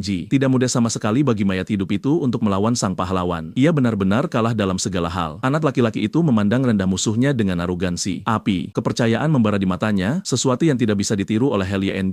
Ia terkejut dengan semua yang ia lihat. Itu tertulis di seluruh wajahnya. Ia tidak pernah membayangkan begitu banyak kekuatan yang datang dari Jiao. Mayat itu tidak ingin mati dan kalah lagi, jadi ia berteriak sekeras yang ia bisa. Tidak ada satu goresan pun pada Jiao sementara Li berdarah dan semua serangannya ditangkis. Kemudian Jiao bertanya apakah ia masih berpikir ia punya peluang untuk menang dengan jentikan jari. Energi yang luar biasa melonjak. Begitu ia menarik pelatuknya, akhir dari antagonis utama akan tiba. Tetapi Violin Ji tidak melihatnya seperti itu. Seringainya yang mengerikan di kegelapan hutan, mengatakan semuanya sendiri. Senyum suram itu diikuti oleh jeritan di radio dari Bing Bing. Ia memperingatkan bahwa 3 mayat hidup kelas 2 mendekatinya. Segera, 3 tikus raksasa berdiri di depannya, menghalangi jalan menuju Li. Ia terkejut dengan kemunculan tiba-tiba 2 monster tipe tikus kelas 2, tetapi ia tahu betul mereka tidak memiliki kekuatan tempur atau pengalaman sama sekali. Jadi, sang pahlawan bertanya pada musuh apakah ia benar-benar berpikir ia akan mengalahkannya dengan kerumunan tikus. Ling jelas merencanakan sesuatu yang keji. Senyum jahat itu mengungkapkan semua niatnya. Kemudian, monster itu memberikan jawaban yang aneh. Li berkata bahwa tikus-tikus itu bukan untuk Jiao, melainkan untuk dirinya sendiri. Tikus-tikus itu kemudian berbaring di tanah, dan ia meminta pahlawan untuk melihat lebih dekat saat ia mengeluarkan sesuatu dari tubuh mereka. Ia mengeluarkan kristal, 3 buah, tetapi tidak jelas untuk apa itu. Hanya butuh bertanya untuk mengetahui bahwa ia memakan kristal tersebut untuk naik level menggunakan kekuatan tikus. Pada saat yang tepat itu, ia berubah menjadi iblis dalam daging. Senyum suramnya menjadi semakin menakutkan. Ia akhirnya mencapai tahap ketiga transformasi. Malam berlanjut. Bulan sabit biru memandikan segalanya dalam cahaya pucat, bahkan puncak gunung-gunung besar yang menembus langit. Makhluk ini telah menjadi semakin berbahaya. Zombie mutan level 3 tidak seperti yang sebelumnya. Pahlawan kita berpikir hal yang sama. Menyadari ia sekarang menghadapi zombie level tinggi, ia tahu ia harus menyerang dengan seluruh kekuatannya. Dengan pemikiran itu, ia tidak ragu dan segera menutupi dirinya dengan energi merah darah. Hanya butuh sedetik baginya untuk terbang dengan kecepatan penuh menuju iblis itu. Mata dipenuhi dengan kekuatan dan amarah. Ia melihat tujuannya untuk mengiris monster itu sekali dan untuk selamanya agar tidak pernah bangkit lagi. Namun semua momentum itu lenyap saat monster itu menangkap bilahnya di tengah penerbangan. Ketika Jiao mencoba menggigit lehernya, musuh tidak menunggunya untuk memahami apa yang sedang terjadi dan melemparkannya. Pukulan itu membuat bocah itu tidak dapat memulihkan kesadarannya, meninggalkannya tanpa harapan untuk menang. Liang sudah bisa mencium bau kemenangan atas musuhnya. Senyum ejekannya menjengkelkan, dan ia percaya Jiao hanya mampu melakukan apa yang telah ia tunjukkan sejauh ini. Pahlawan itu sendiri tidak pernah membayangkan ia akan menghadapi teman lamanya dalam pertempuran seperti itu, di mana ia sekali lagi mendapati dirinya berada di pihak yang kalah. Tapi pembasmi zombie itu tidak putus asa dan langsung memutuskan untuk menyerang monster itu lagi. Sementara ia tidak mengharapkannya, monster itu tetap benar-benar diam. Bahkan kecewa dengan kekuatan Jiao, angkuh seperti dirinya, berpura-pura menjadi segalanya yang ia bisa. Ini adalah kemenangan sejati bagi makhluk keji itu. Ia sepenuhnya sadar bahwa semua kemampuan Jiao telah telah habis. Setelah iblis itu mencengkeram kepalanya, sang pahlawan merasakan tekanan dan ketakutan yang luar biasa. Sesuatu harus dilakukan. Monster itu memutuskan untuk menghancurkan bocah tak berdaya itu ke tanah dan mengguncang bumi sampai ia terkubur. Tapi pahlawan itu tidak lemah dan menggunakan sisa kekuatannya untuk melarikan diri dari musuh. Dan itu benar-benar mengejutkannya. Uji tidak tahu kemana musuh bebuyutannya pergi, tetapi menemukannya sekarang seperti mencari serigala yang berpakaian domba di antara kawanan. Ya, ia bahkan tidak mempertimbangkan untuk panik. Sebanyak yang ia inginkan, ia berkata bahwa ia akan mengakhiri tidak peduli apa dan kemudian mengejar keluarganya. Sementara itu, bocah itu muncul dari dalam pohon melalui akarnya, yang ia gunakan untuk melarikan diri dari monster itu. Kekuatan ini mencengangkannya. Ia tidak mengharapkan kekuatan zombie mutan level 3 karena ia belum pernah menghadapi siapapun seperti itu di kehidupan sebelumnya. Ketika ia akhirnya muncul sepenuhnya, ia berkata ia takut ia tidak akan mampu menanganinya. Bahkan dengan bantuan dari ibunya, Olivia, dan saudaranya, Zhou-Ming. Ia perlu memikirkan sesuatu. Saat ia memikirkan itu, segala sesuatu di sekitarnya mulai bersinar dengan api berdarah. Ia mendongak, benar-benar terkejut. Cahaya itu tidak memberinya kedamaian. Sumber dari cahaya yang menakutkan itu terlihat jelas. Di balik puncak pohon, di atas kepalanya, ada bulan purnama merah darah yang sampai baru-baru ini hanya sabit. Jelas bagi Jiao bahwa zombie tingkat 3 biasa tidak bisa melakukan itu. Tapi siapa yang bisa? Kemudian datang ledakan energi biru, mengesankan dalam kekuatan dan intensitas. Apa yang terjadi malam ini? Energi menyebar dengan cepat ke beberapa arah seolah-olah tidak ada habisnya. Itu, energi biru bertabrakan dengan seseorang. Pertempuran ini menyebabkan ledakan pada skala kekuatan yang sama sekali berbeda. Sesuatu yang sama sekali tidak dapat dipahami terjadi di hutan itu. Sesuatu yang tidak nyata. Dan di tengah kubah energi itu, dua siluet, seorang wanita dan seorang pria melayang di udara. Apakah mereka yang bertanggung jawab untuk semua ini? Tapi tidak ada yang memberi Jiao kesempatan untuk ikut campur dalam pertempuran dua monster dengan kekuatan ilahi itu. Dan iblis muncul di belakangnya. Pembasmi zombie mencoba bereaksi untuk melakukan sesuatu. Tapi sekarang ia hanya harus bertindak. Dan penjahat itu sangat marah karena ia mengerti bahwa pahlawan itu sepenuhnya meremehkannya. Setelah kata-kata itu, iblis itu meluncurkan bocah itu ke udara dengan ekor seperti tikusnya, membuat udara bergetar. Ia menghancurkan semua pohon di jalan. Dampaknya mengejutkan. Pada kecepatan itu, Jiao menghancurkan batu raksasa yang telah berdiri di sana selama ribuan tahun. Jika monster itu mendaratkan beberapa serangan ekor lagi seperti itu, tidak akan ada yang tersisa dari lanskap lokal. Dengan susah payah, Jiao berhasil membebaskan diri dari dalam batu. Ia benar-benar terkubur hidup-hidup di dalamnya. Beberapa saat kemudian, Lin Ji mendekati sang pahlawan, menyeduk dahinya dengan jari, dan bertanya mengapa ia tidak menggunakan kemampuannya untuk melarikan diri. "Ya, jika kamu tidak bisa melarikan diri, maka kamu hanya akan mati di sini," kata iblis jahat itu. Tiba-tiba, kata-katanya diikuti oleh ledakan dari monster ilahi yang telah bertarung sampai saat itu. Ada terlalu banyak variabel di hutan itu. Pada saat itu, sesuatu yang tidak dapat dijelaskan terjadi. Bocah itu memiliki sensasi bahwa waktu telah membeku. Semuanya membeku. Tidak ada yang bisa bergerak. Jika mereka bisa, ia akan mati. Ia menyadari ia tidak bisa bergerak, tapi kemampuannya sepenuhnya di bawah kendalinya. Segera setelah ia menyadari itu, Jiao mulai memusatkan energi di dahinya untuk menembakkan sinar kekuatan yang luar biasa. Sinar itu melesat dari dahinya dan menembus ninja jahat itu. Ia tidak pernah membayangkan sesuatu seperti itu akan terjadi, tetapi dewa-dewa itu jelas ada di pihaknya pada saat yang paling tidak tepat. Tampaknya mereka membekukan segalanya dengan sengaja, dan segera semuanya menghilang. Waktu kembali mengalir. Begitu monster itu menyadari ada sesuatu yang salah dan bahwa Jiao telah melukainya, ia merasakan sakit yang luar biasa. Matanya lenyap dan itu adalah beban yang tak tertahankan baginya. Lin Ji benar-benar dihantui oleh kutukan yang masih belum mau meninggalkannya. Setelah pertempuran itu, bajingan itu melarikan diri jauh ke dalam hutan. Kita tidak akan melihatnya untuk sementara waktu. Kekuatannya meninggalkannya. Kelopak matanya menjadi berat, pikirannya memudar. Dan pada saat itu, waktu berhenti hanya untuknya. Sisa energi terakhir yang membuatnya tetap berdiri berhenti bekerja dan ia pingsan saat saudara Jiao Mi mencoba memanggilnya. Bocah itu sangat khawatir tentang Jiao. Ia ingin tahu apakah ia bisa bangun, apakah ia aman, bagaimana perasaannya. Tapi Jiao tidak peduli dengan kesejahteraannya sendiri. Sang pahlawan hanya menginginkan satu hal, untuk mencapai monster itu, Lin Ji, dan segalanya. Karena dunia berubah sepenuhnya. Dewa-dewa yang kekuatannya sulit untuk dibayangkan, mereka harus dijangkau. Dan sekali lagi, ia terjerumus ke dalam ingatan salah satu kehidupan masa lalunya. Ketika ia berada di kamp penyintas. Pada saat itu, sang pahlawan akhirnya menjadi tahanan orang-orang di kamp. Tidak heran ia diikat. Tiba-tiba, salah satu pria berbicara kepada bosnya. Rupanya, tidak ada penyintas yang tersisa di desanya. Bos itu terlihat sangat mengintimidasi, tetapi meskipun demikian, ia berhasil tersenyum dan bertanya berapa banyak zombie yang ada di desa Jiao. Di luar, sang pahlawan terlihat sangat sedih. Pada awalnya, ia tetap diam, seolah merenungkan pertanyaan itu. Setelah beberapa saat, berpikir jawabannya datang. Kengerian yang lengkap terjadi di desa mereka. Ada terlalu banyak monster, 1000 atau lebih. Para penyintas di camp tidak sedikit pun terkejut dengan kata-katanya. Mereka menganggap jumlah itu hanyalah hal sepele sepele, dan desa itu hanyalah tempat pembuangan sampah seperti yang lain. Bos mereka tidak tertawa lagi. Ia ingin tahu klasifikasi zombie tersebut. Dengan kepala menunduk, Jiao dengan enggan menjawab bahwa ada kategori 4 di sana. Mata pria itu berbinar. Ia sangat tertarik dengan kata-kata Xiao, tetapi, meskipun demikian, ia memintanya untuk mencoba beberapa rantai. Saat ia berbalik, ia memperhatikan ada sesuatu yang salah. Orang-orang di rantai ke tiang kayu yang mengingatkannya pada sesuatu. Orang kurus yang bekerja sepanjang waktu. Itu terlihat seperti pemulung dari tempat sampah. Apakah mereka benar-benar budak? Sang pahlawan merasa ia sudah tahu nasib apa yang menantinya jika ia tetap di sana, dan ia memutuskan untuk melarikan diri segera. Tapi, masalahnya adalah dinding api muncul di depannya, membakar orang berdosa di neraka. Apakah karena ia mencoba melarikan diri sehingga ia sudah berada di dunia lain? Ya, pria menakutkan dengan kekuatan ilahi itu menjadi marah pada Jiao hanya karena ia mencoba melarikan diri. Pembasmi zombie itu meri. Ia belum pernah melihat kekuatan atau kemampuan seperti itu sebelumnya. Matanya mengatakan segalanya, tetapi pandangan sang pemimpin bahkan lebih menakutkan. Ia menyebut dirinya bersama yang lain seperti dia, manusia super yang dipilih oleh para dewa. Mereka ada di sana agar orang biasa menjadi budak mereka. Akhirnya, Jiao lolos dari ingatan mengerikan itu. Pada saat itu, ia tiba di tempat di mana cahaya aneh menerangi malam. Ia yakin terhubung dengan mereka yang memiliki kemampuan. Saudara Jiao tidak ingat dengan baik siapa yang telah memperoleh kekuatan khusus, tetapi mereka yang mencapai tahap yang lebih tinggi masih sampah. Sang pahlawan sangat ingin memahami apa yang terjadi di sana, dan ia memperhatikan kawah misterius. Di tengahnya, sesuatu bersinar. Aliran energi besar muncul entah dari mana. Melihat ke bawah, ia menjadi terpesona oleh apa yang ia lihat di dalam kawah. Jelas bahwa hutan itu bukan tempat biasa. Ia berpikir bahwa kristal itu yang harus disalahkan atas pembentukan kawah. Itu memancarkan terlalu banyak energi. Ketika sang pahlawan sepenuhnya memeriksa kristal itu, ia diliputi ketakutan. Setetes ketakutan mengalir di pipinya dan segala sesuatu di sekitarnya ditelan kegelapan. Ia diliputi keinginan aneh untuk melahapnya. Itu menariknya dengan tak tertahankan. Ia tidak mengerti apapun. Tiba-tiba, seseorang menyentuh tangannya dan memerintahkannya untuk pergi. Pengembara macam apa itu? Apakah ia yang bertanggung jawab atas ledakan energi kemarin? Dalam waktu kurang dari sedetik, sang pahlawan melompat keluar dari kawah. Tempat itu dikelilingi oleh misteri yang perlu diungkap. Bocah itu tidak merasa takut. Ia bertindak dengan tenang dan terampil menggunakan kemampuannya untuk melarikan diri dari serangan mendadak di tengah kegelapan. Jiao bertanya pada orang asing yang berani menyerangnya. Siluet tak dikenal berjalan di dasar kawah melalui awan debu. Ia pun terkejut dengan pengunjung itu. Ia tampak seperti pria biasa, tetapi bekas luka di wajahnya tak terlupakan. Faktanya, pria itu terkejut bahwa Jiao selama di sana. Tapi Jiao bukan orang lemah. Dalam sekejap, ia meletakkan tangannya di leher musuh. Orang asing itu terkesan dengan reaksi seperti itu. Kemudian ia menyadari potensi dalam dirinya yang perlu dikembangkan. Pria dengan bekas luka itu benar-benar aneh. Akhirnya, sang pahlawan menuntut ia melepaskan tangannya dan mengatakan siapa dia dan apa yang dia lakukan di sana. Pria dengan bekas luka itu mendengarnya, mengangkat tangannya dan berkata, "Baik, ia akan memperkenalkan diri." Ia berdiri tegak, meletakkan tangan kirinya di dadanya, dan memperkenalkan diri. Namanya adalah Gao Chaobei. Pahlawan ini tahu cara mengejutkan. Sama tidak terduganya seperti saat ia muncul. Ia mengatakan ia memiliki kemampuan peringkat 3. Segera setelah itu, serangan kuat datang dari bocah itu, tinjunya diisi dengan kekuatan dan energi yang luar biasa. Jelas dari ekspresinya bahwa ia tidak senang dengan serangan dari tamu tak diundangnya. Saat pukulan mendekati wajah pria itu, musuh hancur menjadi atom, dan sekali lagi, teleporter kita lolos dari cengkeramannya. Dampak kuat diikuti oleh gelombang partikel besar. Kebenaran ini luar biasa. Dalam sekejap, partikel mulai berkumpul kembali, membentuk kembali orang asing itu. Seperti yang ia jelaskan dengan kata-katanya sendiri, ia hanya mencoba memprovokasi tamunya. Pria yang terluka itu tidak bermaksud jahat dan Jiao tidak perlu menyerangnya. Targetnya di sana adalah inti kristal di tengah kawah. Tapi apa yang begitu istimewa tentang itu? Itulah tepatnya yang bocah itu putuskan untuk tanyakan. Masih bingung dengan semuanya. Faktanya, Gao Bei percaya ia tahu kristal macam apa itu. Ia ada di sana karena suatu alasan. Selain itu, ia mengerti bahwa Jiao baru saja memperoleh kemampuan khususnya. Jiao tidak punya jawaban untuk itu. Keheningan melanda hutan. Hanya angin hangat yang mengacak rambutnya. Ia membandingkan kristal itu dengan pengumpan kekuatan penuh. Seperti dalam permainan komputer, pria yang terluka itu mencengangkannya dengan pengetahuannya tentang pengguna kemampuan. Mereka perlu naik level. Dan itulah tepatnya mengapa mereka membunuh zombie dan menyerap inti mereka. Tapi melakukannya, katanya, hanya memungkinkan seseorang untuk mencapai tahap keempat pengembangan keterampilan, kata Jiao Bei. Kemudian ia menyerahkan sepotong inti kristal. Jiao menatapnya untuk waktu yang lama, tidak bisa berpaling. Kemudian ia mulai bertanya-tanya mengapa ia diberi itu seolah-olah ada motif lain. Apa yang ia inginkan sebagai imbalan? Dan Anda pintar. Itu benar. Di masa depan, aku akan membutuhkan bantuanmu. Tapi untuk saat ini, lebih baik kamu naikkan peringkatmu, kata Jiao Chaobei. Dan akhirnya, saat tubuhnya hancur menjadi partikel, ia berkata bahwa dewa masih ada di dunia ini dan mereka nyata. Kemudian ia menghilang, diikuti oleh kristal besar yang pecah menjadi partikel yang tak terhitung jumlahnya dan lenyap juga. Kalimat terakhir pengembara itu mengguncang sang pahlawan secara mendalam. Ia bingung. Dewa apa? Apa yang ia bicarakan? Apakah ia mengigau? Jiao penuh dengan pertanyaan. Sekarang ia benar-benar sendirian lagi dengan kawah-kawah itu dan angin yang bersiul. Ia masih tidak bisa menepis kata-kata itu. Ia melihat ke tanah dan mencoba membayangkan para dewa yang telah disebutkan lebih dari sekali. Ia berpikir ia pasti benar-benar gila. Apa yang terjadi dalam pikiran bajingan-bajingan ini? Dewa macam apa yang sebenarnya ada di dunia kita? Bingung, Jiao bertanya-tanya. Hampir hal yang sama telah dikatakan oleh bajingan yang membangkitkan kemampuannya. Tonggak sejarah baru bagi umat manusia, puncak evolusi. Jadi, jika ini adalah dewa, maka akhir dunia entah bagaimana terhubung dengan mereka. Pertemuan ini hanya menimbulkan lebih banyak pertanyaan. Setelah banyak berpikir, energi biru mulai naik di bawah kakinya. Mungkin serangan musuh atau kemampuan baru. Cahaya ini semakin intens seolah-olah ribuan lampu sorot menyala di depannya, membutakannya. Petir meraung di mana-mana. Lonjakan energi yang luar biasa datang entah dari mana. Bola aneh muncul di depan matanya. Sekumpulan kekuatan yang memancarkan terlalu banyak cahaya, seperti baut bola. Kristal aneh melayang di langit. Mungkinkah itu datang dari inti yang diambil Gaoka? Sekali lagi, sesuatu yang Jiao tidak mengerti. Ia bahkan tidak bisa membayangkan mengapa bola itu muncul di sana. Kristal itu memilih pahlawan kita, terbang ke arahnya, hampir dengan kecepatan kilat. Begitu menemukannya, batu kecil itu melesat lurus ke dada bocah itu dengan siulan. Ia bahkan tidak berani berharap sesuatu seperti ini akan terjadi padanya. Setelah itu, ia benar-benar dilalap api. Kekuatan, tenaga, dan energi mendominasinya. Mungkinkah ia sendiri akan menjadi dewa? Kemudian ia melesat ke langit. Angin puyuh besar terbentuk di sekitarnya. Tanah berputar dalam tarian dengan puing-puing lainnya. Bantuan telah tiba untuk sang pahlawan. Lena dan Jiao Ming berlari untuk menemukan saudara mereka yang angkuh. Mungkin mereka bisa melakukan keajaiban. Begitu mereka sampai di sana, semuanya diselimuti misteri. Kabut aneh muncul entah dari mana dan mengganggu pencarian mereka. Menurut Jiao Ming, cuaca seharusnya cerah. Tapi dari mana kabut itu berasal tetap menjadi misteri. Saudarinya tidak hanya di sana untuk menemukannya. Ia juga perlu memberi pelajaran pada Jiao yang kurang ajar itu. Tapi rupanya ia di sana. Sang pahlawan wanita melihatnya segera dan memanggil. Ada senyum yang menyilaukan itu, senyum yang membuatnya ingin menghancurkan tengkorak pengembara itu dengan tongkat. Serangan pertama terhadap pria ini dilakukan. Bagaimana ia akan bereaksi terhadap itu? Yah, itu bukan Jiao sama sekali, melainkan bajingan keji yang sudah melahap gadis itu dengan matanya. Ia ketakutan. Ia tidak menyangka siluet itu menjadi monster lain. Tanpa berpikir, ia menggunakan kemampuannya dan mengikatnya dengan tanaman merambat agar ia tidak berani bergerak lagi. Sekarang ia tidak terlalu takut lagi. Musuh dinetralkan. Pekerjaan hebat oleh Harley. Akhirnya, saudara Jiao Ming mendekat dan menepuk bahu gadis cantik itu. Sang pahlawan wanita, matanya berkaca-kaca, terus gemetar ketakutan. Tepukan di bahu itu menyakitkan baginya. Xiao Ming memintanya untuk tidak terlalu berisi. Kemudian siluet aneh muncul di kabut yang ia perhatikan segera. Ia bertanya pada Ming tentang pengembara yang berkeliaran seperti hantu. Ming sudah mulai kehilangan harapan bahwa gadis itu akan berhenti mengatakan omong kosong. Mengatakan bahwa mereka tidak bisa begitu saja membuat hantu muncul di sana. Tapi sosok yang dikelilingi oleh aura biru mendekati mereka. Ia bahkan tidak mengambil satu langkah pun ke samping. Ia datang langsung ke arah mereka. Jiao Ming bahkan lebih ketakutan. Ia sudah menyadari ini mungkin terjadi. Mereka harus lari, tetapi saudaranya tetap bertahan. Meskipun demikian, aura itu terus mendekat. Ia tidak menanggapi teriakan, tetapi juga tidak berhenti bergerak melalui kabut itu. Tiba-tiba, sosok itu mulai kabur. Jiao Ming mencoba sekuat tenaga untuk berteriak pada saudaranya, tetapi ia tidak punya apa-apa untuk dikatakan. Begitu sosok itu menghilang ke dalam tanah di dekatnya, sambaran petir besar menyambar seolah-olah banyak guntur jatuh di tempat yang sama. Gadis itu tidak punya jawaban lagi. Ia berharap saudara Ming tahu alasannya dan bertanya padanya. Ia sendiri tidak tahu banyak tentang dunia ini, tetapi ia berkata bahwa di sini terjadi ledakan raksasa dan Anda bisa mendekatinya. Akhirnya, ia menyuruhnya pulang dan bahwa ia akan pergi memeriksa ledakan itu sendiri. Tetapi Jiao Ming tidak ingin pergi kemanapun. Ming menyuruhnya untuk mematuhinya, tetapi gadis keras kepala itu menolak untuk menoleransi itu dengan cara apapun. Anda bisa melihat di wajahnya bahwa ia tidak akan hanya berdiri di sana. Tidak mengherankan ketika ia mulai menggunakan kemampuannya seperti yang diharapkan. Ia menggunakan kekuatannya untuk memanipulasi akar pohon. Kemudian, ia memanjat akar dan menyuruh Ming untuk melambat. Bocah itu segera menyadari ada sesuatu yang salah ketika ia melihat bahwa Jiao Ming mengejarnya menuju ledakan dan sehingga mereka tiba tepat pada waktunya. Gadis itu juga tiba dengan spektakuler meskipun pendaratannya tidak mulus sama sekali. Tetap saja, ia memintanya untuk kembali tetapi ia tidak patuh dan mengikutinya. Ia punya alasan untuk itu. Lagi pula, tempat itu berbahaya. Semakin banyak orang semakin baik. Mereka tidak punya waktu. Jiao Ming melihat ke depan dan menyuruh Ming untuk melihat juga. Sementara itu, protagonis kita melayang di dalam bola aneh yang memancarkan energi besar. Seolah-olah kristal yang sama telah memenjarakannya. Ia tidak bisa bangun. Kekuatan itu telah menyelimutinya. Ming khawatir tentang saudaranya, berteriak padanya. Ia mencoba mencari tahu apakah ia baik-baik saja, tetapi tidak mendapat tanggapan. Ia tidak tahan lagi. Ia memusatkan kekuatannya ke dalam tinjunya, menyiapkan serangannya, dan menyalurkan semua kekuatan itu ke bola. Pukulan itu sangat kuat, tetapi bola itu bahkan tidak retak. Tidak ada reaksi sama sekali. Seolah-olah itu telah sepenuhnya ditolak. Anomali ini memenuhi dirinya dengan ketakutan. Apa yang terjadi pada saudaranya? Bagaimana ia bisa ada di sana? Apakah ia masih hidup? Ia tidak bisa mengerti apapun. Pukulan itu sangat sangat kuat tetapi tidak berpengaruh. Kemudian kristal itu retak dan hancur berkeping-keping. Apakah sudah berakhir? Apakah Jiao akhirnya akan bangun? Sebelumnya ia bahkan tidak berani bergerak tetapi sekarang diikuti oleh tanda-tanda kehidupan. Apa yang terjadi di sana? Matanya yang jernih mulai bersinar dengan api biru. Semakin banyak misteri muncul. Bola raksasa mulai menghilang. Energi mulai memudar dan pembasmi zombie akhirnya berdiri. Pada saat itu, sesuatu yang luar biasa dan aneh terjadi. Kekuatan yang sama mengalir darinya seperti yang terjadi dari kristal dan tatapannya. Tidak ada kata-kata untuk itu, dan sekarang bocah kita sudah di rumah. Setelah peristiwa itu, ia kehilangan kesadaran dan terbangun di sana. Rupanya, ia telah diseret ke sana oleh Ming dan Juying, yang membawanya ke rumah di mana itu lebih aman. Dan jadi, ia terbangun. Tatapannya sejernih sebelumnya, tidak seperti setelah semua ketakutan itu. Saudarinya segera memperhatikan bahwa Xiao telah membuka matanya dan jelas sangat gembira. Ternyata, pahlawan kita telah terbaring di tempat tidur selama sehari penuh, menakuti semua orang hingga hampir mati. Mereka memarahinya karena terlalu memaksakan diri tanpa pulih. Ia sangat ingin mencari tahu apa yang terjadi, bagaimana ia berakhir di sana. Ada begitu banyak pertanyaan dan tidak ada jawaban. Saudarinya menjawab bahwa mereka seharusnya bertanya padanya bagaimana ia diserap oleh cahaya dan berakhir di bola raksasa itu. Dan sekali lagi, cahaya itu kembali ke matanya. Meskipun demikian, ia tidak mengerti apapun. Dan kemudian datang lebih banyak berita. Begitu ia melihat Jiao Yan, ia tahu secara harfiah segalanya tentang dia. Semua kemampuannya, tahap perkembangannya, kekuatan apa yang ia miliki, bahkan berapa banyak yang tersisa untuk tahap berikutnya. Ia tertarik pada fakta bahwa ketika melihat orang yang dicintainya, ia melihat bendera aneh. Dengan kemampuan mereka, ia memutuskan untuk menyentuh mereka dan menemukan apa yang terjadi. Mengapa ia bisa melihat semua kekuatan mereka? Ketika ia melihat ibunya, ia melihat kemampuannya, usianya, berapa banyak inti kristal yang ia butuhkan untuk tahap berikutnya. Ia melihat hal yang sama pada saudaranya. Jelas ia tidak mengerti perilaku ini. Jika kita percaya data dari matanya, maka tahap yang lebih tinggi membutuhkan inti tingkat tinggi. Tapi jika Anda tidak memilikinya, maka tidak ada yang diketahui. Meskipun ia memiliki inti kristal sekarang, ia tidak bisa menggunakannya saat ini. Dari waktu ke waktu, ia menghadapi kebenaran yang pahit. Ia perlu tumbuh lebih kuat karena mereka akan segera datang. Tiba-tiba, ayahnya mendekati tempat tidur dan menyuruh bocah itu untuk bangun. Tapi saudara ini bahkan tidak memperhatikan ayahnya sedang melakukan sesuatu padanya. Apa yang terjadi? Jiao bertanya. Tapi ayahnya, Jet, lelah melihat putranya melamun. Ia baru saja bangun dan masih terlihat seperti sedang tidur, dan ada kemampuan ayahnya yang bahkan belum bangkit. Ternyata, ia memiliki peluang tinggi untuk membangkitkan Disney. Akhirnya, ia bangun dan berkata terserahlah. Tapi jauh di dalam jiwanya, ia terkejut dengan menyenangkan. Telah melihat kemampuan yang belum bangkit. Protagonis jelas tidak dalam kondisi terbaiknya, seperti ia bangun dari sisi tempat tidur yang salah. Kemudian Juying bertanya kemana ia pergi. Ia dengan enggan menjawab bahwa ia akan pergi ke Gaokia. Ia pergi, tetapi yang lain tidak bisa berkata apa-apa. Tidak ada yang senang dengan perilakunya. Saudarinya tidak mengerti mengapa ia menunggu dengan penuh semangat agar ia bangun. Mim mengerti bahwa saudara Jiao tampaknya telah merenungkan sesuatu untuk waktu yang lama, jadi ia tidak boleh diganggu. Sementara itu, Juying membawa piring penuh dengan segala macam makanan ringan. Jelas ia senang bahwa Xiao tercinta telah bangun, tetapi ia baru saja selesai menyiapkan makan malam. Kebetulan sekali, pahlawan itu kelaparan seperti serigala dan akan sangat senang dengan makanan rumahan. Keduanya senang hanya melihat pasangan itu mengobrol dengan damai di tempat Galcowai. Tapi kenyataannya, saat mereka berpaling, Jiao sudah berada di sisi Juying tercinta, dan ayah mereka memperhatikan bahwa putranya khawatir tentang tidak memiliki pacar. Sementara saudaranya dan gadis itu bersenang-senang, Juying juga menambahkan bahwa Ming sering membawa teman, tetapi tidak pernah perempuan. Sementara itu, Jiao sudah makan dan hanya remah-remah yang tersisa di piringnya. Kemudian ia bertanya kepada teman psikisnya apakah ia telah melihat Linggi atau seberapa jauh ia bisa. Ia menjawab bahwa ia belum melihat musuh dalam waktu yang lama, terutama sejak Min juga pergi mencarinya, tetapi tidak berhasil. Kemudian sang pahlawan wanita memperhatikan lagi bahwa Jiao sedang memikirkan sesuatu. Ia terganggu oleh pandangan suram di wajahnya, dan akhirnya ia mengajukan pertanyaan itu. Mengapa ia begitu suram? Itu tidak baik sama sekali. Ya, ia tidak tampak seperti dirinya sendiri. Jadi, ia ingat ketika mereka diserang oleh zombie. Semua orang ketakutan, tetapi ia tetap tenang dalam momen-momen itu. Tampaknya ia bisa mengatasi rintangan apapun, mencapai ketinggian apapun, secara harfiah mampu melakukan apa saja, dan bahkan jika musuh dengan kekuatan apapun berdiri tepat di depannya, bocah itu akan menangani semuanya. Sangat manis. Ia dengan tulus mengatakan kepadanya bahwa ia bisa berbagi apapun yang mengganggunya. Lagi pula, mereka adalah satu keluarga besar. Jiao sangat tersentuh oleh kata-katanya, terutama karena ia memasukkan dirinya ke dalam keluarganya. Itu memanggil momen keheningan sebelum rasa malu yang besar. Kemudian ia menyadari ia telah mengatakan lebih dari cukup dan mulai mencoba mundur dari kata-katanya, tetapi kekalutannya tidak membiarkannya. Ia dan Jiao begitu dekat. Atau mungkin tidak, ia mengatakannya dengan wajah penuh rasa malu. Protagonis mengerti segalanya dengan sempurna dan senang dengan semua kata-katanya. Tidak peduli apa yang ia katakan padanya, ia akan selalu mengerti. Namun, ia juga tahu bahwa mereka yang berada di balkon telah mengawasi pasangan itu sepanjang waktu, dan mereka perlu bicara. Itu membuat mereka cukup penasaran. Trio itu tidak berkata sepatah kata pun. Mereka hanya saling memandang. Waktu berlalu dan semua orang menuju ke suatu tempat. Saat mereka bepergian, ia memberitahu semua orang bahwa mereka harus mengumpulkan inti zombie dan menyerapnya untuk meningkatkan tahap kemampuan mereka. Sepanjang waktu itu, ia memikirkan bagaimana mereka bisa menjadi lebih kuat. Ia ingin memberitahunya sesuatu, tetapi hatinya tidak mengizinkannya. Olivia sama sekali tidak tenang tentang situasi tersebut. Ia tidak menyukai apa yang terjadi di sana, dan semua karena di masa damai, semua orang bisa hidup harmonis. Tapi setelah akhir dunia, sifat manusia mengambil alih. Terkadang orang yang mencoba bertahan hidup melakukan hal-hal yang lebih buruk daripada zombie manapun. Itulah yang membuat kita binatang, kata wanita itu. Untuk alasan itu, mereka perlu menjadi lebih kuat, lebih berbahaya daripada siapapun. Ancaman itu harus menjadi lebih menakutkan daripada mimpi buruk manapun. Mereka perlu mengumpulkan sumber daya, meningkatkan tahap pengembangan mereka, dan memperluas persediaan senjata mereka. Di balik semua itu adalah kesejahteraan keluarganya. Jack menghargai kata-kata putranya. Ia benar, orang tua itu berkata. Kemudian ia melanjutkan, siapapun yang berani menyerang mereka harus tersedak darah mereka sendiri. Waktu berlalu dan mereka berhenti untuk memeriksa tempat yang telah mereka coba capai dengan penuh semangat. Sang ayah bertanya apakah itu pabrik air yang dibicarakan Xia dan apakah ada mesiu di sana. Sang pahlawan mengonfirmasi dengan kata-katanya dan berkata ia mungkin menemukan sesuatu yang bahkan lebih penting di sana. Kemudian ledakan kuat mengguncang tengah hutan. Apa yang terjadi dan mengapa ada aktivitas tepat saat mereka tiba? Saat kedatangan, Jiao tidak mengharapkan sesuatu seperti itu terjadi. Di lokasi ledakan, awan debu besar bertahan di dalamnya. Siluet banyak orang sedang bergerak. Orang asing ini mengungkapkan diri mereka sebagai bandit bersenjata atau tentara. Satu persatu, mereka maju melalui struktur menuju stasiun air. Mereka bukan satu-satunya yang menuju ke sana. Jiao juga memperhatikan mereka, tetapi terkejut dengan jumlahnya. Faktanya, jumlah mereka mengesankan. Ming tidak tahu dari mana mereka berasal atau apa sebenarnya yang mereka cari di sana, atau apa tujuan dari operasi skala besar seperti itu. Jadi, protagonis menyarankan mereka mungkin kaki tangan LYNG yang terlibat dalam perdagangan mesiu dan semua tanda menunjukkan mereka mengejar hal yang sama dengan keluarga mereka. Kata-katanya mengejutkan mereka. Apa artinya itu? Bahwa mereka akan ditinggalkan tanpa persediaan dan para bandit akan mengambil semuanya. Ia berkata bahwa sebelum meninggalkan tempat itu terakhir kali, mereka telah mengunci pintu, tetapi mereka tidak ragu menggunakan granat untuk masuk. Yang berarti mereka tahu persis apa yang ada di sana, dan tidak semua orang memiliki informasi itu. Saudarinya segera terguncang karena ia mengerti mereka telah kehilangan banyak sumber daya, dan bahwa bandit Linji akan mengambil semuanya. Jiao tidak melihatnya seperti itu. Menundukkan kepalanya, ia berkata tidak pasti mereka akan mengambil semuanya. Joing awalnya berpikir untuk melawan, tetapi ada masalah. Mereka memiliki senjata di pihak mereka, jadi Jiao menoleh ke Jai. Apa yang ia inginkan darinya? Ternyata, ia ingin tahu berapa banyak zombie yang ada di dekat waduk. Ia menerima permintaan itu dan menggunakan kemampuannya, yang membuat matanya bersinar dengan api emas. Dari atas, ia bisa melihat berapa banyak titik merah berkeliaran melalui hutan. Mereka semua adalah zombie, tetapi ada terlalu banyak zombie. Secara total, ada 52, di mana 45 adalah umum, dan sisanya adalah tingkat 2. Tapi itu belum semuanya. Di antara semua monster, ada satu yang tidak seperti yang lain, jauh lebih besar dan lebih kuat. Dan di atas itu, dengan semacam zat gelap di kepalanya, kecuali Jiao, tidak ada seorang pun dalam keluarga yang pernah menghadapi monster tingkat 3. Menurut saudara Jiao, seluruh area bawah tanah penuh dengan mesiu, yang membuatnya sulit untuk menembak zombie, apalagi makhluk tingkat 3. Rencananya adalah menunggu sampai para bandit terlibat dalam pertempuran zombie, dan hanya saat itulah mereka akan membuat langkah mereka. Zhao Ying setuju dengan saudaranya, tetapi Mi mengejutkan semua orang dengan mengatakan sepertinya seseorang sedang mendekat. Kata-katanya membuat bocah kita gelisah. Ia segera melihatnya, samping dan merasakannya juga. Tiba-tiba, di luar cakrawala, siluet orang mulai muncul, seperti bayangan diam yang tiba-tiba menyusup. Mereka adalah bandit bersenjata yang sama. Kelompok besar itu hanya bagian dari tim penuh. Segera setelah Jiao, perintah datang untuk berlindung di balik penutup. Situasi darurat. Untungnya, ia dan saudaranya berhasil bersembunyi di balik mobil. Saat mereka dihujani peluru, pahlawan itu memberitahu saudaranya bahwa mereka harus berpisah untuk menang dan berlari ke arah yang berbeda. Ming berkata ia akan menarik musuh dan saudaranya akan menyerang pada waktu yang tepat. Lakukan semuanya dengan cepat. Musuh tidak akan menunjukkan belas kasihan. Ia memusatkan semua energinya dan mengejar Ming. Keduanya memiliki misi penting. Petarung itu jelas tidak mengharapkan ini pada awalnya. Ia bahkan tidak tahu siapa yang harus ditembak ke kiri atau ke kanan. Dan karena kesalahan inilah ia membayar harganya. Saat ia menembaki Ming, Ming menari melalui hujan peluru dan menghindari semua orang. Sekarang ia menyadari ia tidak lagi berada di sana dan memutuskan untuk melompat dari jembatan untuk menjauh dari hutan. Tetapi ia tidak menyangka bahaya menanti di sana juga. Jiao benar, tepat di tumitnya saat dia mencoba bereaksi. Hanya butuh beberapa saat bagi musuh untuk dikalahkan. Satu sentuhan dan topeng itu retak di bawah tekanan tangannya. Gerakan itu membuat sang prajurit berputar seperti gasing dan senjatanya terbang jauh. Musuh telah dikalahkan. Mereka berhasil menaklukkannya. Tapi kenapa hanya satu? Di mana rekan-rekannya? Dia menatap lama pada sosok pemberani yang datang. Sendirian untuk menghadapi para pengguna kemampuan. Dan sekarang dia sudah kalah. Terlepas dari segalanya, prajurit itu harus diinterogasi secara menyeluruh, kata Zhao. Namun tiba-tiba, Ming berteriak kepada saudaranya bahwa dia harus lari. Bahaya baru sedang mendekat. Apakah petarung itu hanyalah umpan? Kemudian serangkaian ledakan besar terjadi di bawah kaki mereka. Mereka tidak pernah mengharapkan pertempuran seperti ini. Ada penyok yang dalam di batang pohon, seolah-olah telah dihantam oleh meriam kuno dengan tembakan yang kuat. Ada juga lubang-lubang silindris di tanah, seolah-olah ada batu besar yang berguling di sana. Hampir tidak ada yang tersisa dari prajurit itu. Sayang sekali mereka tidak bisa lagi menginterogasinya. Sang protagonis sama sekali tidak mengerti tentang apa yang terjadi terjadi di sana. Selalu ada sesuatu yang aneh di jalur mereka, tetapi penyebab ledakan itu, penyap di pepohonan, dan lubang di tanah, adalah bola yang tampaknya tidak berbahaya itu. Mi mengatakan bahwa itu adalah bagian dari sebuah kemampuan dan mereka harus berhati-hati dengannya. Tidak peduli seberapa tahan pengguna kemampuan itu, mereka tidak akan selamat dari hantaman langsung. Salah satu bola berhasil mengenai Cho, hanya menyebabkan goresan kecil. Saudara, Mi bertanya-tanya apakah sesuatu telah terjadi pada J atau tidak. Dia menjawab bahwa dia baik-baik saja, hanya goresan di tangan. Itu akan sembuh sebelum pernikahan. Kemudian dia bertanya apakah Mi melihat dari mana serangan itu berasal. Zhao menjawab bahwa semua proyektil datang dari arah yang berbeda dan terlebih lagi, orang asing itu menembakkannya dari jarak yang cukup jauh. Ini membuat Cho terpaku. Bagaimana itu ditembakkan? Dari sejauh itu, bagaimana mungkin ini bisa terjadi? Tanyanya menggunakan mesin pinball sebagai analogi. Ming menjelaskan dengan jelas bagaimana serangan musuh bekerja. Seseorang akan menembakkan bola dan mereka akan menjadi targetnya. Dan sekali lagi, satu bola bangkit dan muncul, pertanda serangan baru. Dan kali ini, tidak ada yang tidak terduga. Mereka sekali lagi dikepung oleh hujan. Serangan yang tak terhitung jumlahnya. Banyak kapsul terbang lurus ke arah mereka, yang hanya menyebarkan kepanikan. Selama pertempuran itu, J menyadari satu kebenaran. Dimanapun mereka bersembunyi, musuh akan menemukan mereka. Itu hanya masalah waktu. Demikian pula, dia memastikan bahwa mereka benar-benar menembak dari jarak jauh, jadi tidak akan mudah untuk mendekat. Tetapi jika musuh selalu bisa menemukan mereka, maka mereka juga bisa mencari tahu di mana musuh berada. Sang pahlawan dengan mengesankan menyadari bahwa seseorang telah memata-matai mereka dari balik semak-semak sejak lama. Siluet itu akan sulit untuk dilewatkan sekarang. Ternyata, itu adalah zombie biasa, yang pasti bisa memberikan informasi kepada tuannya. Bahkan satu detik pun tidak berlalu sebelum monster haus darah itu dijatuhkan oleh tangan pembasmi zombie. Sambil menggunakan waktunya, dia memisahkan kepala monster itu, yang tengkoraknya sudah retak di bawah insting hewannya. Pemuda itu menatap angku pada zombie-zombie itu, dan pikirannya dipenuhi berbagai pemikiran. Dia ingin mencari tahu apa yang harus dilakukan terhadap musuh di jarak sejauh itu. Sementara itu, Mi menyadari bahwa pengeboman telah dimulai. Tidak mungkin zombie ini adalah pemimpin yang lain, jadi bahaya masih tetap ada. Mereka harus tetap waspada. Dia menyadari bahwa dia mungkin benar karena musuh yang sebenarnya bisa saja menggunakan zombie itu untuk memata-matai. Saudaranya menyarankan mungkin ada dua musuh, tetapi kenyataannya mungkin lebih banyak. Tiba-tiba, dari pinggir jalan terdengar teriakan Juing yang memanggil saudara-saudaranya untuk segera kembali. Semua karena orang-orang bersenjata dari gudang sudah mulai bergerak dan mungkin menyadari keberadaan mereka. Ming terkejut betapa cepat waktu berlalu. Mereka sudah harus bergegas. Xiao tidak jauh dari si bungsu, dan dia juga terkejut dengan kecepatan para bandit itu. Saudara-saudara itu setuju dan pergi ke mobil untuk mendiskusikan rencana tindakan. Bagaimanapun, mereka tidak bisa bertindak sembarangan. Sementara itu, musuh yang sama yang telah menembakkan peluru ke arah para pahlawan sekarang sangat marah karena membiarkan mereka lolos. Salah satu penjahat menyalahkan rekannya, si gendut. Itu adalah kesalahannya sehingga mereka kehilangan jejak dan mereka hampir saja mengambil risiko besar. Sementara rekan-rekan mereka memarahinya, si gendut sedang memulas bibirnya